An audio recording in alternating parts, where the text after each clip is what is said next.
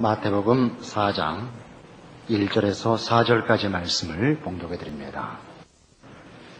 그때에 예수께서 성령에게 이끌려 마귀에게 시험을 받으러 광야로 가사 40일을 밤낮으로 금식하신 후에 줄이신지라. 시험하는 자가 예수께 나와서 가로되 네가 만일 하나님의 아들이거든 명하여 이 돌들이 떡덩이가 되게 하라. 예수께서 대답하여 가라사대 기록되었으되 사람이 떡으로만 살 것이 아니요 하나님의 입으로 나오는 모든 말씀으로 살 것이라 하였느니라 하시니. 이 마태복음 4장에 나타나는 예수님이 받으신 시험은 예수님의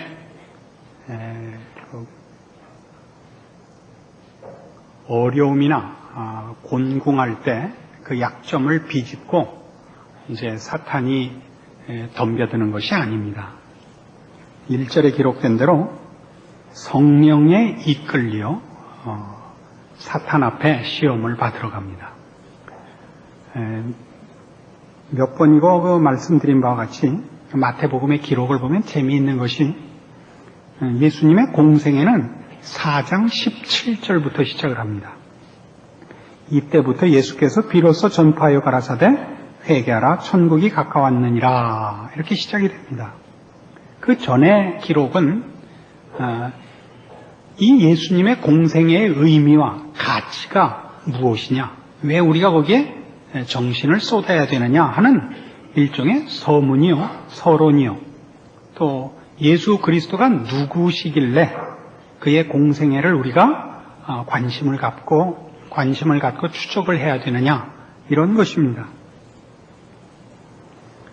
그래서 이 4장에 등장하는 예수님이 받으신 시험을 보면 이것이 예수님께서 그 공생애를 이제 시작하시려고 하는데 사탄이 와서 그를 쓰러뜨리려고 한다는 그 전체적인 시험의 내용이야 맞습니다만은 무엇을 넘어뜨리려고 하느냐, 예수 그리스도의 사역의 어떤 부분을 공격하는 것이냐 하는 데 대해서는 우리가 마태복음이 기록한 의도를 알고 분명하게 그 내용을 깨우쳐야 할 것입니다.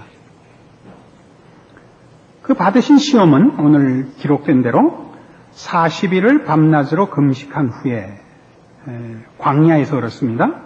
그리고 이제 사탄이 등장하여 네가 만일 하나님의 아들이거든 이 돌들이 떡덩이가 되게 하라 라는 시험을 받습니다. 그랬더니 예수님께서 구약 성경 신명기 8장을 인용해서 사람이 떡으로만 살 것이 아니요 하나님의 입으로 나오는 모든 말씀으로 살 것이라 라고 이제 대답하시는 장면입니다. 예수님이 오셔서 이제 하셔야 되는 일이 뭔가 하면 우리를 죄에서 구원하시는 일입니다. 지난번에도 말씀드린 대로 예수님의 구속 사역에는 죄 아래에 있는 우리를 구원하시는 것만 문제가 아니고 그 죄 아래에서 꺼내다가 데려갈 때가 있어야 된다 그랬습니다. 우리 구약에 나타난 출애굽 사건 같이 이스라엘 백성을 애굽에서 꺼내서 젖과 꿀이 흐르는 땅, 약속의 땅을 준비해 그리로 보내듯이 우리의 구원은 아담 안에서 죄 아래 있는 우리의 그 처지를 이제 예수님께서 오셔서 그 죄와 사망에서 꺼내서 새로운 인류, 하나님과 화목되고 인정받는 자리로 데려가야 되는데 모든 인간은 아담을 대표로 하여 그 안에 그 후손으로 그 신분이 묶여 있습니다. 그래서 예수님께서 오셔서 하시는 메시아 직분, 메시아로서 오셔서 이제 하셔야 되는 첫 번째 일이 뭐냐면 아담이라는 대표자 때문에 아담 안에서 죄와 사망 안에 있는 우리를 새 인류의 대표로 새로운 인류를 만들어내는 대표자로서의 일을 먼저 하셔야 되는 겁니다. 그게 이 시험입니다.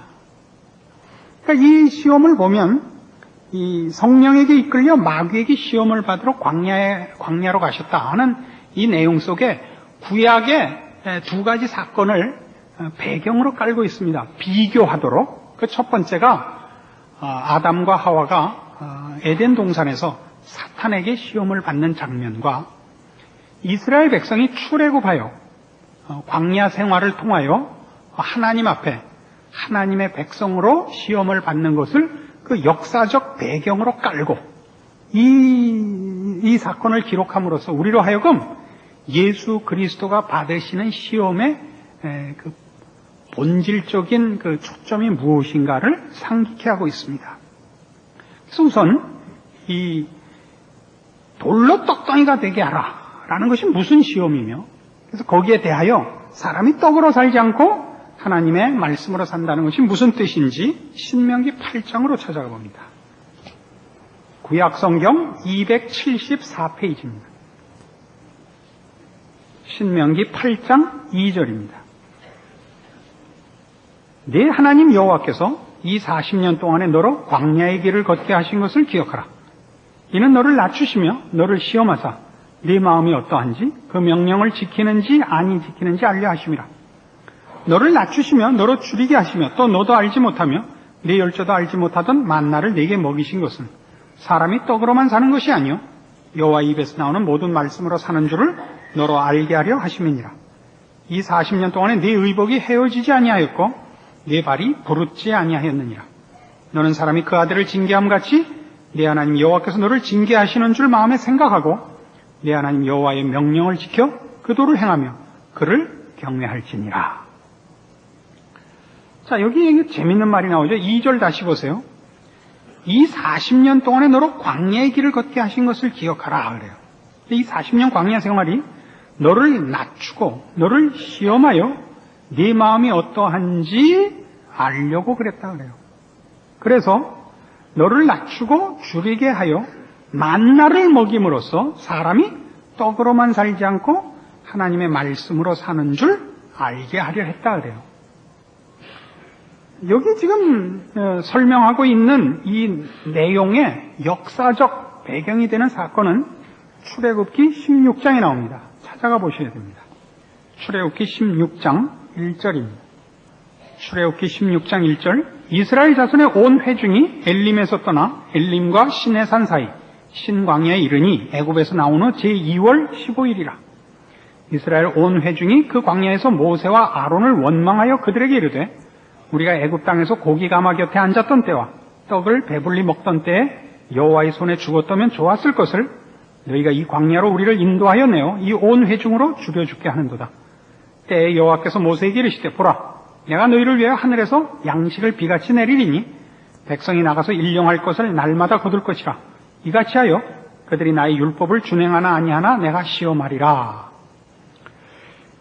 이 16장은 물론 15장 다음에 있죠. 그렇죠? 15장은 뭐냐? 홍해를 건넌 사건입니다. 그러니까 홍해를 건너서 광야에 들어오자마자, 즉 애굽을 넘어오자마자 백성들의 첫 번째 불만이 뭐였냐면 먹을 게 없다였습니다. 그럼 당연한 불평이죠. 광야에 들어서니까 양식이 없죠. 그러나 지금 이 1절에서 4절까지를 보면 이게 다만 먹을 게 없다라는 불평이 이 불평의 핵심은 아니었다는 걸 알게 됩니다. 4절 다시 보세요. 때에 여호와께서 모세에게 이르시되 보라 내가 너희를 위하여 하늘에서 양식을 비같이 내리리니 백성이 나가서 일용할 것을 날마다 거둘 것이라. 이같이 하여 그들이 나의 율법을 준행하나 아니하나 내가 시험하리라 그럽니다. 그래서 이 불평 속에는 배가 고픕니다만 있는 것이 아니라 배가 고파서 범죄합니다라는 핑계가 있다는 것을 우리가 이해할 수 있습니다. 하나님의 명령을 따르고 신앙을 지키고 싶어도 목구멍이 포도청이라서 못합니다 이거예요. 그러니까 하나님의 답은 이겁니다. 그러면 너희가 범죄하고 내 말을 듣지 않는 것이 외적 조건 때문인지 내적 조건 때문인지 보자. 이것이 만나를 주게 된 동기요. 만나를 주고서 시험하겠다라고 표현하신 이유다 이렇게 되는 겁니다. 이해하시겠어요? 이스라엘 백성들의 말은 하나님의 뜻을 따르고 의롭고 거룩하게 사는 것은 우리도 그런 마음을 갖고 있는데 배가 고파서 범죄하지 배부르면 죄 안 짓습니다. 이 얘기고 하나님의 대답은 그럼 너희가 배부른 다음에도 내 말을 지키는가 범죄하는가 한번 보자. 그럼 내가 먹을 것은 책임지 마. 해서 지금 신명기 8장에 왔다 이겁니다. 그러면 지금 출애굽기 16장에서 얻은 만나는 애굽을 벗어나자마자 얻은 것이고 신명기 8장은 그로부터 40년이 흐른 장면이라 말이에요. 그런데 신명기 8장에서 너희가 이 40년 동안에 만나를 먹었다라는 얘기 속에 뭐가 포함되어 있느냐 하면 원래 광야는 40년 동안 돌아다니도록 의도되지 않았고 이스라엘 백성의 불신앙으로 인하여 벌로 40년이 됐거든요. 기억나세요? 이스라엘 백성이 애굽을 떠나서 시내산에 이르러 거기서 모세가 대표로 시내산에 올라가 하나님 앞에 율법을 받고 그 다음에 가데스 바네아로 진행해서 거기서 정탐꾼 12를 보내서 가나안을 정벌하도록 돼 있었는데 다 울고 불고 원망하고 못 들어갑니다. 들어가면 죽습니다. 그래가지고 하나님 앞에 벌을 받아 40년 광야 생활이 시작된 거 아닙니까? 무슨 말인지 이해하세요? 너희는 배가 고파서 내 말을 듣지 못하고 의로운 길과 신앙의 길을 못 걷는다고 했고 그래서 좋다. 그럼 너희 먹을 것을 내가 책임지 마. 그러고도 너희가 내 말을 듣나 안 듣나 보자 하고 양식을 주기 시작해서 40년을 준 동안 그 40년이 내내 하나님 앞에 범죄해서 광야를 맴돈 생활이었단 말이에요.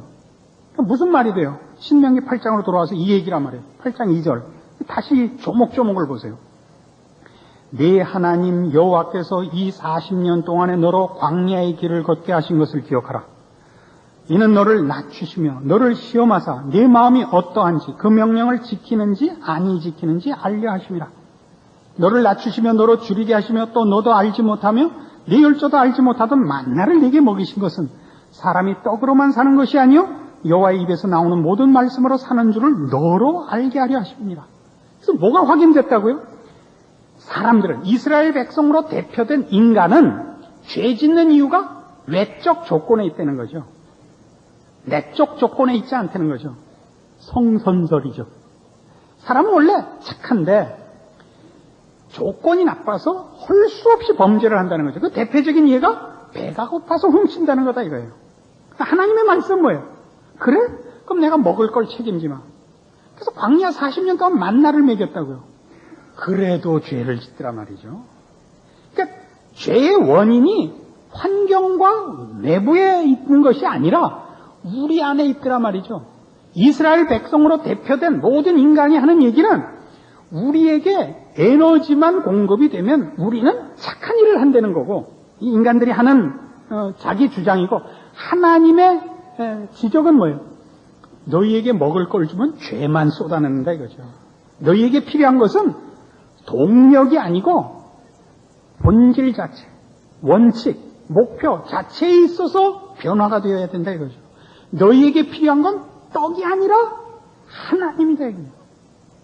너희의 존재와 너희의 행동을 올바른 대로 인도할 권위와 질서와 안목과 분별과 생명과 진리가 필요하지 너희에게 휘발유와 너희에게 떡이 먼저 필요한 것 아니다. 그걸 어디서 확인했다고요? 이스라엘의 광야 40년에서 확인했다 이겁니다. 지금 예수님의 대답은 그건 겁니다. 사탄이 하는 얘기는 뭐예요? 네가 만일 하나님의 아들이거든 응? 너에게 필요한 건 힘만 있으면 될 것 아니냐?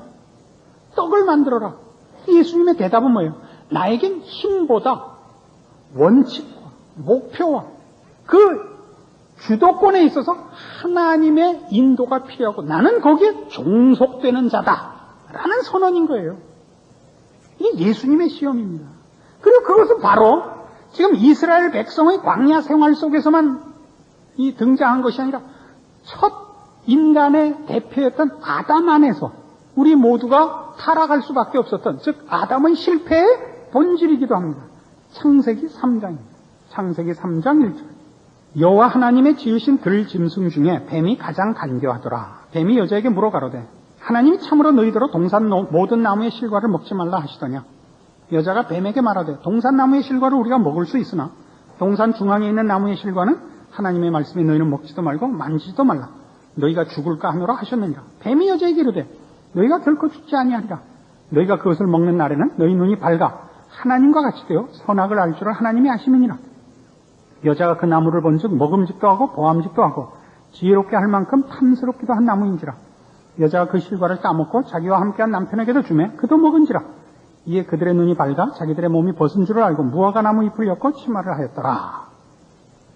이게 첫사람, 말하자면 인류의 첫 대표인 아담의 그 타락, 실패의 현장입니다. 우리가 이 장면에 이를 때마다, 이 또 내용을 확인할 때마다 모든 사람들의 불평은 이겁니다. 아니, 그 먹고 죽을 나무는 하나님 왜 만드셨어요? 이거예요. 좋아요. 만드셨으면 못 가게 하셔야죠. 먹으려 그러면 손가락이 뚝 부러지게 하셔야죠. 계속 책임을 전가합니다. 왜 만드셨는가? 하나님이 사람 데리고 놀았는가? 아니에요. 인간은 하나님이 만든 피조물 중에 가장 영광스러운 존재입니다. 하나님의 형상을 따라 지음을 받아서 그는 말하자면 영혼이 있고 인격이 있고, 그래서 하나님이 만든 이 피조물, 자연 세계를 다스리도록 위임을 받습니다. 대단한 지위입니다. 그러나 인간은 이 모든 자연 세계의 주권자나 최종 결제자가 아닌 것을 하나님이 확인시킨 것이 선악과입니다. 금령을 받는다는 것은, 금지의 어떤 명령을 받는다는 것은 그가 최종 권위자가 아니라는 뜻이죠. 그러니까 인간은 하나님의 권위와 질서에 순복함으로써만 자신의 지위와 내용을 지킬 수 있습니다. 근데 그걸 넘어서는 것이 이 아담의 타락입니다. 그래서 선악과는 그 내용이 뭐냐, 먹으면 도대체 뭐고 안 먹으면 뭐냐를 떠나서 선악과의 존재야말로 인간의 위치와 지위가 어디에 있고 그가 향유하는 모든 특권과 영광이 어떤 조건 하에서 가능한가를 가르치는 것입니다. 그러나 인간은 그가 가진 자유 권리를 이 반역하는 데 써서 본인이 누리는 모든 조건에 그 필요했던 그 보호 장치를 깨버리는 것입니다. 마치 우리가 어디 나갈 일이 있어서 부모가 자식들에게 집을 맡기고 나가면서 불장난하지 마라 그런 것과 같습니다. 돌아왔더니 홀딱 불태워 먹은 거예요. 야, 이거 어떻게 된 거냐? 아니, 왜 그러니까 집에 성냥을 놓고 가셨어요? 말이 되는 거예요? 하지 말라는 거예요. 자녀가 그 집안의 최종 결제자가 아니고 부모의 지도 아래 있어야 되고, 그 금령을 지키는 것이 그의 무슨 특권을 제한하는 것이 아니라 그가 모든 것을 누릴 수 있는 모든 내용의 근거인 거예요. 그 보호 없이는, 금령으로 되어 있지만 그 제한 없이는 그가 누리는 모든 특권들이 무너지는 것이란 말이에요. 이걸 아담과 하와는 무너뜨리는 것입니다. 그 무너뜨린 것이 뭐냐? 본질적으로 뭐냐? 선악과가 뭐냐? 그럼 뒤에 이런 설명밖에 없습니다. 창세기 3장 22절에 여호와 하나님이 가라사대 보라, 이 사람이 선악을 아는 일에 우리 중 하나가 되었으니 그가 그 손을 들어 생명나무 실과도 따먹고 영생할까 하노라 하시고, 여호와 하나님이 에덴 동산에서 그 사람을 내어보내어 그의 근본된 토지를 갈게 하시니라. 이렇게 돼요. 쫓아내보내는데 무엇 때문에 쫓아보내냐면 선악을 아는 일에 우리 중 하나가 됐다 그래요. 선악과를 먹고 선악을 알게 됐다는데, 여기서 말하는 선악을 알게 됐다는 건 진리를 기준하여 선과 악을 분별하는 힘을 가졌다는 뜻이 아니고 선악의 기준을 자기 마음대로 하는 자가 됐다, 이런 뜻입니다. 세상 사람들, 죄인된 자들을 보면 선과 악의 기준이 자기 마음대로죠. 어떤 식이에요? 아전인수격이고 이기적이죠. 예전에 뭐였어요? 유동근 씨 나온 외도하는 TV 연속극. 이런 정답이 있죠. 자기가 하면 사랑, 남이 하면 불륜. 그렇죠? 내가 한 건 지혜, 남이 하면 불법. 운전할 때 그러잖아요. 내가 끼어들려는데 깜빡이를 안만 켜도 아무도 안 비켜줘. 저 몰상식한 놈들. 그거 한 번 못 참고. 근데 내가 가는데 누가 껴? 저런 몰상식한 놈. 이 가는 길에 끼어들겠다고. 언제나 자기 편이라고요. 이거에 선악을 아는 일에 지가 주권자가 되어버렸다고요. 그래서 죄인된 자들과 그렇지 않은 자의 가장 큰 차이가 뭐냐, 여러분? 죄인된 자들은 언제나 자기가 왕입니다. 그렇죠? 자기를 중심하고 자기 편하게 하고 자기가 모든 것을 정하죠. 예수 믿는 사람의 다름은 하나님이 드디어 기준과 원칙과 목표를 정해줘서 비로소 사람이 겸손하고 양보를 할 수 있게 되는 겁니다. 예수를 모르는 세상 사람들은 양보할 수가 없습니다. 그건 지는 것이기 때문입니다. 모두가 자기 기준으로 싸우니까 충돌할 수밖에 없습니다. 여기서 예수 그리스도는 이제 새로운 인류의 대표로서 승리하시는 겁니다. 하나님의 권세와 질서 아래 그를 복종시킴으로 인간의 참다운 지위와 인간이 누릴 수 있는 모든 복락들을 확보하시는 것입니다. 우리는 그 속에 있는 것입니다. 예수님은 메시아 직분에 있어서 맨 처음 하셔야 되는 일이 뭐냐면 이 새 인류를 만들어낼 수 있는 대표자로서의 승리입니다. 아담 안에서 우리가 다 실패자요. 죄 아래 있고 그래서 형벌 속에 있었던 것 같이 예수 그리스도 안에 예수 그리스도로 말미암아 구원을 얻은 자가 간 장소 새 사람은 다 중생한 자는 예수 그리스도를 그 대표로 한 자인 것입니다. 그는 어디로 왔느냐? 예수 그리스도께서 승리하신 자리. 무슨 승리? 우리 하나님을 섬기며 그를 기뻐하며 그의 규례를 지킴으로 인간의 참된 내용과 복을 누리는 자리에 와 있는 것입니다. 그게 뭐라고요? 자기 멋대로 안 하는 것입니다. 선악과를 먹은 자리가 아닌 것입니다. 떡으로 살지 않고 여호와의 입으로 나오는 말씀으로 사는 자인 것입니다. 그래서 우리의 신앙도 보면 성도들의 신앙이 이렇게 갈팡질팡하는 것을 보면 아담 안에 갔다 예수 안에 왔다 그러는 거예요. 어떻게 아담 안에 가느냐 하면 하나님은 어떻게 요구하죠? 내 마음에 드는 대로 하나님이 해주시면 감사했다가 내 마음에 안 들면 지랄 떨었다. 그렇죠? 그러니까 성도들의 신앙은 좋아요. 나도 하나님을 위해서 이거 할 테니까 이거에 완전히 하나님 떡 하나 주면 안 잡아먹지 이거에 완전히 신앙의 본질이 언제나 있어요. 하나님 내가 이거 할 테니까 하나님 나한테 이거 해주세요. 안 해주면 나 하나님 미워요. 이거예요. 그래서 성도들의 기도는 원망과 아우성의 반복이에요. 무슨 다른 방법이 없으면 와서 그냥 바지가랑이 잡고 그냥 해주실 때까지 놓아드릴 수 없나이다. 놔라 골덴텍스 찢어진다. 이거 아니면 그래 하나님 내가 못한 게 뭐 있어요? 도대체 왜 이러세요? 정말 이런 식으로 하면 저 절로 갈 거예요. 이거 봤나? 신앙이라고 무슨 원칙과 본질은 한 개도 없어요. 어디로 갈? 아담식이란 말이에요. 그게 우리가 구원을 얻었다는 게 어디 와 있는 것인가? 하나님이 원하시면 우리는 기꺼이 굶겠습니다. 하나님을 놓는 것을 조건으로 하여 주는 영광이라면 뭐든지 거절하겠습니다. 이것이 예수 그리스도께서 만드신 새로운 인류요, 구원한 백성의 자리요, 본질이요, 지위요, 성향인 것입니다.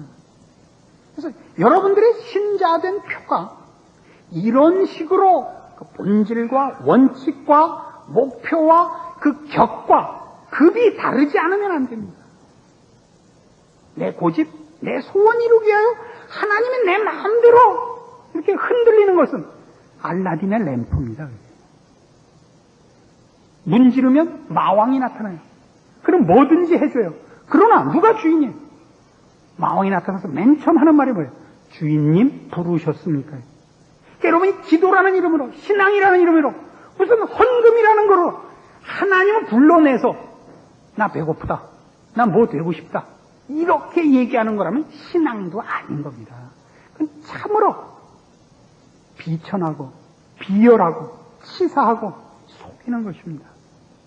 여러분들의 신자된 자리와 내용과 원칙과 그 격과 급에 있어서 새로운 사람으로의 변신, 변화, 여러분이 마땅히 소유하고 누려야 할 신앙적인 승리가 여기 있는 줄 아시고 고급한 신자의 자리에 다 열심을 내서 도달하기를 바랍니다. 기도하십시다. 하나님 아버지 은혜를 감사합니다. 하나님이 그리스도 예수 안에서 우리를 받으사 이제는 우리 하나님을 기뻐하며 순종하여 영광과 복과 그리고 감사와 존귀로 가는 자리에 들어섰음을 확인합니다. 그러므로 이제는 우리가 주 안에서 승리하기 위하여 더 많이 하나님께 매어 달릴 일이요 때를 쓸 것이 아니라 담기 위하여 노력해야 할 것입니다.